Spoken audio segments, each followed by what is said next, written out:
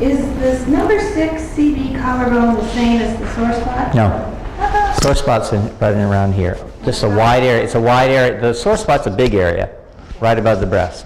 Anywhere in there. And the collarbone Is right under the collarbone, right against the breastplate. I think you have it right there, a little lower. Okay. Okay?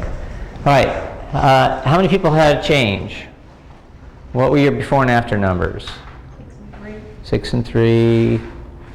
7 and 3. 7 to 3. Mine was 3 and gone. 3 and gone. 8 and 5. 8 and 5. 8 and 5. Okay, so most people are getting some change. Let's talk about why things don't change. One reason things don't change is you're dehydrated.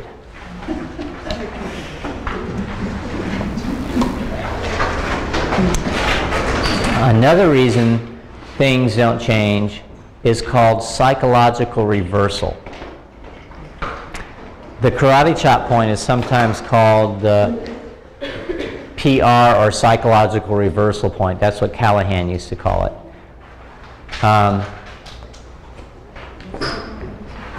Step number 1, even though I have this headache, I deeply and completely accept myself. The I deeply and completely accept myself part is actually very important for unwinding psychological reversal.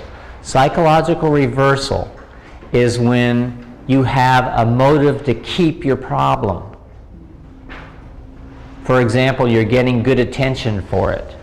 For example, you get out of doing something you don't like doing.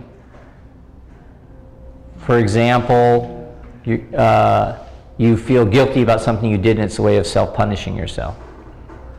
I mean, often there are people will hang on to it. Anyone ever known anybody who hangs on to something? You can tell they're hanging on to it.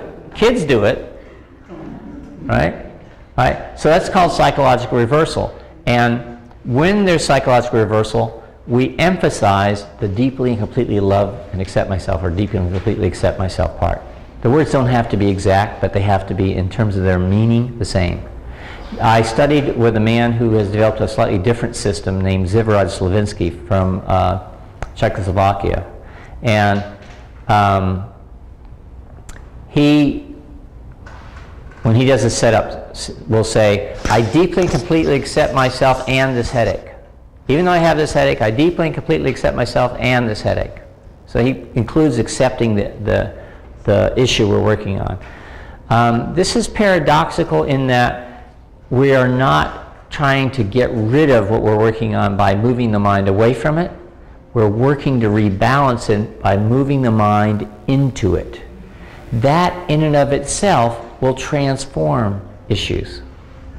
If you have a headache and put your attention totally on the headache, and keep it there and examine it and keep it there and examine it and keep it there and examine it, that alone will transform your headache. Attention is not unlike love. It's transformative. So that's one piece of what we're doing. But we're also not quick to say, my headache is gone, my headache is gone. We're not doing an affirmation. Instead, we're just saying, even though I have this headache, I deeply and completely accept myself. And then, while doing the tapping, you do a reminder phrase, this headache, this headache, this headache, this headache. When you go to round 2, if you look in the bottom left-hand side of your handout, when you repeat the sequence and there's something left, you say, even though I still have some of this headache. You want to acknowledge the change. So you start out going, this headache, and as it starts changing, you say, there's this remaining headache, this remaining headache. Does that make sense? Following that? So in subsequent rounds, I do this remaining headache, this remaining headache. Now there's another reason why things don't shift. The reason they don't shift sometimes is because you think they're about A and they're really about C. You think the issue is really about, I'm really nervous about giving this talk tonight. But it's really about that critical parent that you've internalized. Or it's really about that bad experience you had in 6th grade when you goofed up a book report in front of the class and everybody laughed at you. Or it's really about something else that's related. Gary Craig calls them aspects, different aspects of an issue. Sometimes the aspects can have a bigger charge to them emotionally than the issue you're working on. If that's the case, things aren't going to shift until you redirect your attention to where the emotion is. Let me give you an example of that. I invest in real estate for my livelihood.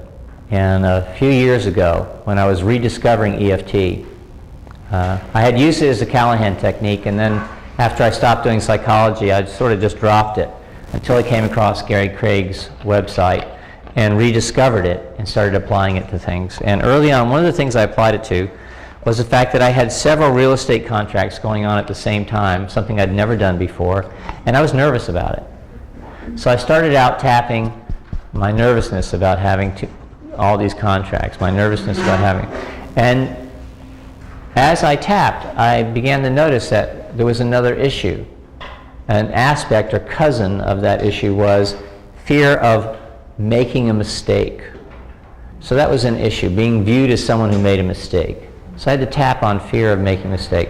Then what was also related to that was fear of losing money. And I tapped on fear of losing money. And then what was related to that was fear of not holding up my end as the main breadwinner in my family and letting my family down. So I had to tap on that issue. And then what was under that was, and when it showed up, it felt really big, was fear of ruin, losing everything, making such a dumb mistake, I'm penniless. And I tapped on fear of ruin, and what was under that was spaciousness. Sometimes things will disappear for good on the initial tapping. Sometimes it'll take more than one application. My wife used to have a fear of flying, especially the takeoffs and the landings were very uncomfortable for her. Took her 4 flights of doing tapping. Each time, for each flight, she'd tap before the flight, and the fear would go away for that flight.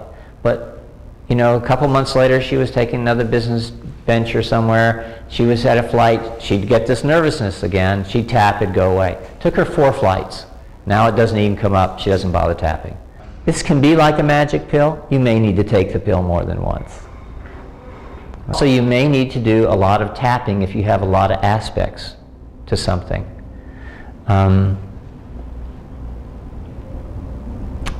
And when you tap on emotional aspects, tapping on specific memories is better than generic blanket memories.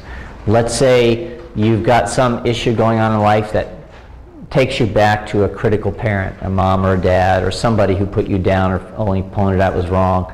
If you can go to specific events when they did that come into your mind, that's the best. Now, when you're tapping on something, if it has aspects or cousins, they will come into your mind while you're tapping. Be watchful for what floats across your mind's eye when you're doing the tapping. Related issues will present themselves.